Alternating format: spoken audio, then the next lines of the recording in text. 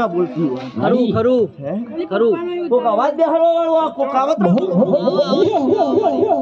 હે આવન ચમ ના આવવા મળી પણ બોલા તારા જોડે જલેલી શિકોતર છે એટલે કશું થતું નથી પણ વિશાલ માં મારા જેવી મેળીનો હંગાત હોય ખરું હે ખરું અમારા જેવી શમશાન ઘાટની બાવાની મેળીનો હંગાત હોય બાપો બાપો હવે જોવા ઓ વાગડી કરણ છકડે ના થુસી લો મારું લોમ મેળી ને